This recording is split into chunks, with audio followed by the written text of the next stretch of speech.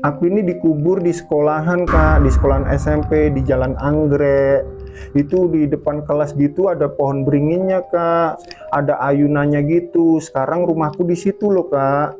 Katanya si Rian pas si Amel cerita ini sedih banget, nangis gitu. Nangisnya itu kayak tersiksa banget.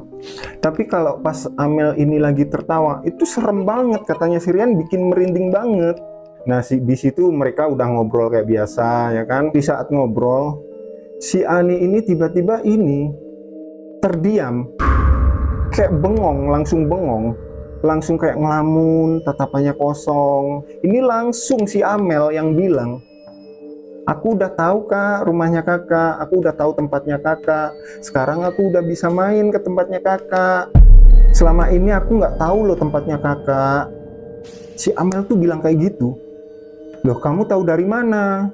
Kan aku ngikutin Ani pas Ani jalan ke tempatnya kakak. Si Ani ini telepon ngadep ke pintu kamarnya. Dia itu bilang ke Rian, kak kok kayak ada bayangan putih yo ngeliatin aku terus. Aku takut kak. Amel ngomong, aku cemburu kak. Aku nggak suka ngeliat kalian berdua. Itu si Ani lagi aku iket tuh di rumahku. Dia nangis-nangis. Kakak suka nggak sama aku kak? Amel tuh bilang kayak gitu ke si Rian. Si Rian ini emosi. Dia tuh nggak suka Ani diperlakukan kayak gitu sama si Amel ini. Rian ini udah masuk di fase-fase muak, udah jenuh. Karena udah hampir 1 bulan ini dia diganggu sama Amel. Karena udah bener-bener dia mikir si Ani keadaannya gimana, dia udah emosi, udah muak. Dia kontanin tuh si Amel. Kalau kamu memang suka, kalau kamu pengen sama aku, sekarang aku minta, tunjukin wujudmu di depanku.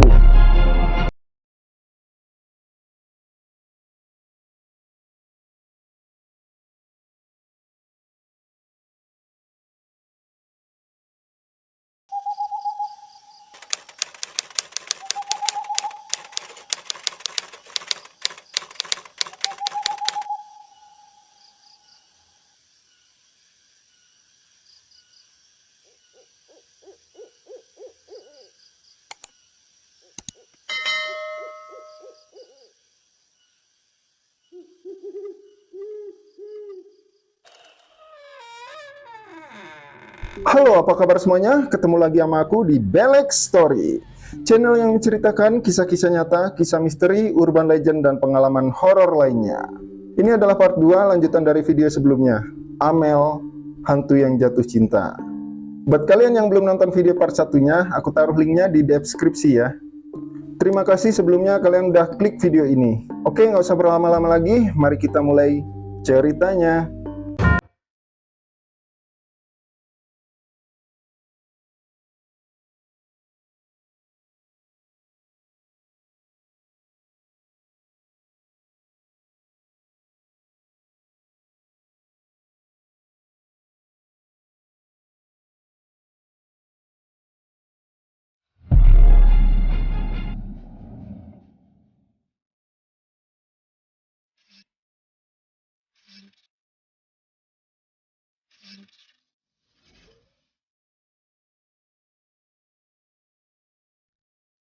Jadi setelah Rian ini kontanin si Amel, Amel ini bilang ke Rian, nggak mungkin lah kak, kakak pasti nggak sanggup ngelihat aku kak. Nah sekarang gimana? Aku aja nggak bisa lihat kamu, kita ini nggak mungkin untuk sama-sama. Kita ini beda alam, meskipun kamu suka sama aku, kita nggak mungkin bisa. Kata Rian kayak gitu ke Amel. Terus sekarang di mana Ani? Jangan kamu buat Ani itu susah. Kasihan dia. Ada itu kak, Ani lagi nangis. Tuh aku liatin dia. Aku tuh nggak suka sama dia. Aku cemburu lihat kalian kak. Ya mau gimana lagi? Memang kita ini nggak mungkin buat sama-sama, Mel. Kata Rian. Kakak tuh ngerasa nggak sih kak? Kalau aku tuh sebenarnya sering banget datang ke tempatnya kakak, nemenin kakak. Kakak pernah nggak pas istirahat di kamar itu kayak ditiup angin? Itu aku kak, aku nemenin kakak kalau malam. Nah, Rian ini batin. Dia tuh pas istirahat, pas di kamar malam-malam, memang ngerasa kayak ditiup angin gitu. Dingin banget, beberapa kali dirasain waktu Rian di kamar. Jadi mesnya Rian ini memang tempatnya itu pengap di dalam ruangan, kurang ventilasi udaranya. Makanya pas mereka tidur di kamar, sering banget buka jendela. Ya maklum lah, mesnya Rian ini memang sederhana. Rian bilang kalau pas waktu di kamar, pas dia ngerasa ditiup angin gitu, kayak dingin banget, terus dia itu ngerasa tidur itu pules gitu loh. Tiba-tiba kayak pas bangun pagi itu dia ngerasa badannya itu seger. Nah sejak Rian ini tahu, dia ini udah nggak mau lagi tidur di kamar. Rian itu pindah tidur di ruangan tengah, di ruang TV sama teman-temannya. Ini nih, kalau misalnya Rian ini tidur di kamar, dia itu nggak pernah ditelepon sama Amel lagi. Tapi kalau pas dia tidur di ruang TV, Amel ini nelpon terus. Dia nelpon melalui Ani. Intinya, kalau pas waktu Rian itu tidur di kamar, jadi nggak pernah ditelepon karena si Amel ini nemenin dia tidur. Dia itu di situ datang. Tapi kalau pas waktu Rian ini tidur di ruang TV, dia itu telepon melalui Ani. Paham kan?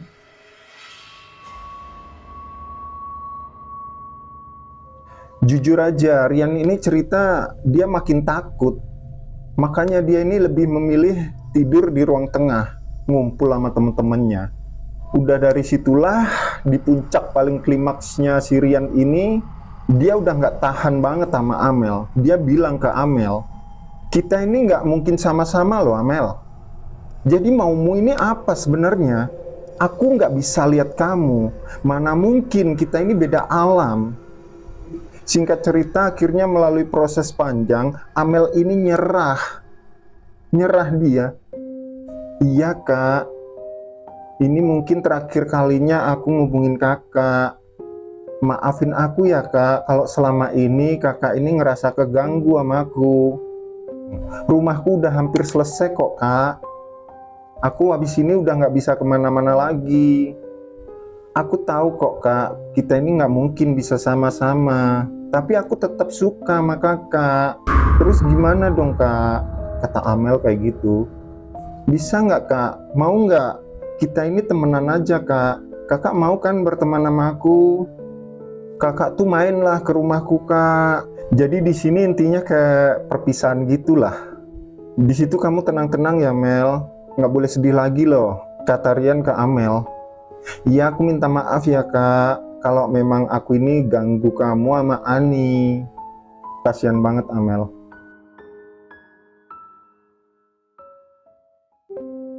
Akhirnya selesailah sampai di situ. Itu terakhir kalinya si Rian ini dihubungi Amel.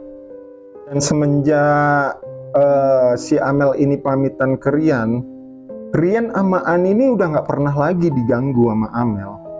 Udah hampir sebulan Ani ini diganggu Amel. Selama itu badannya Ani ini kayak pucet, lemes, lesu. Pokoknya kayak orang nggak ada semangat gitulah.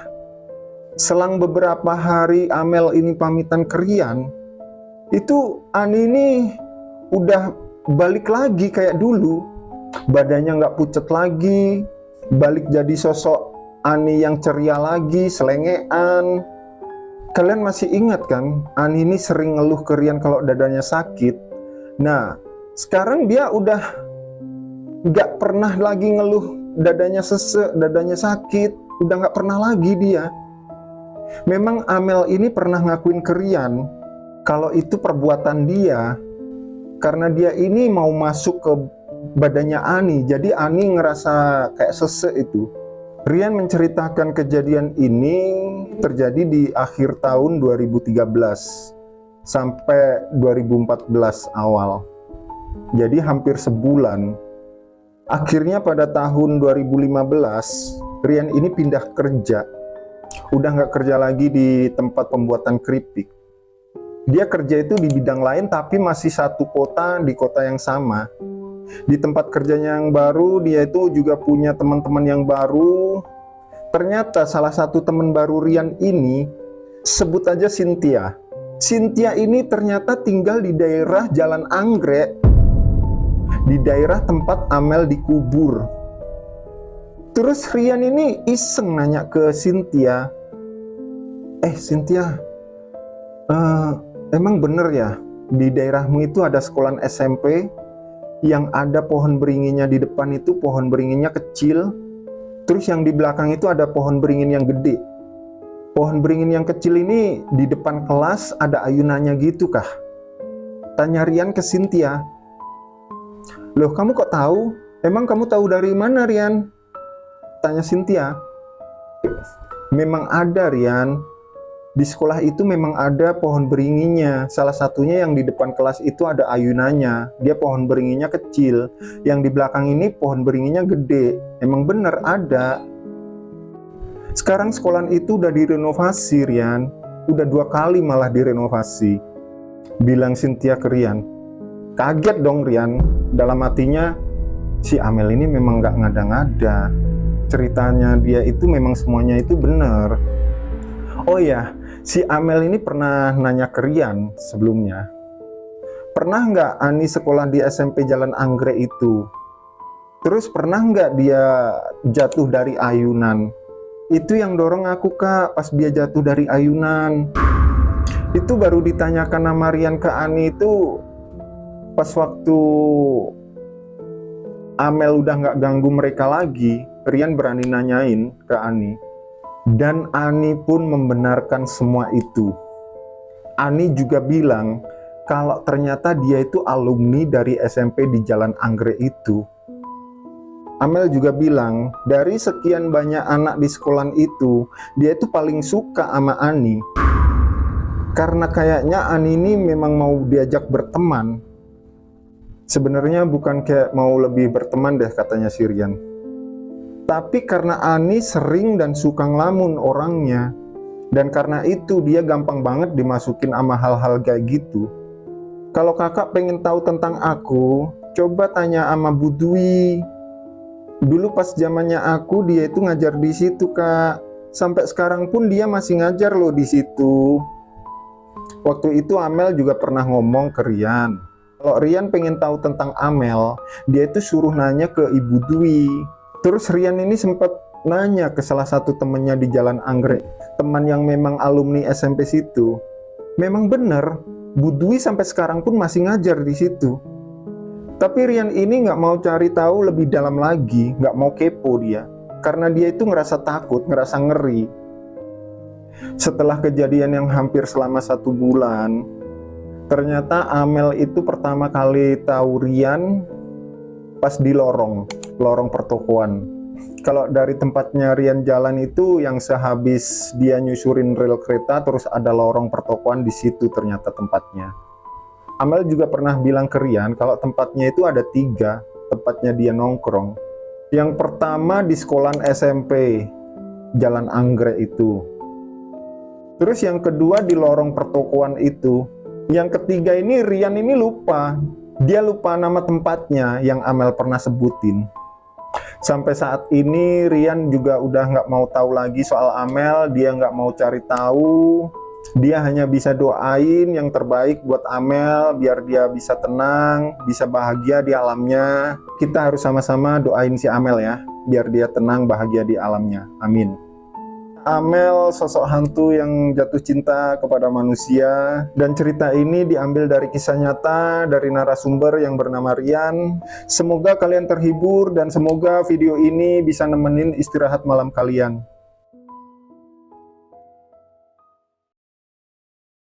Oke, jadi sekian cerita dari aku. Untuk saran dari kalian silahkan komentar di bawah agar video kedepannya bisa lebih baik lagi dan channel ini makin berkembang. Semoga terhibur, selamat malam, selamat beristirahat, sampai ketemu di video selanjutnya. Terima kasih.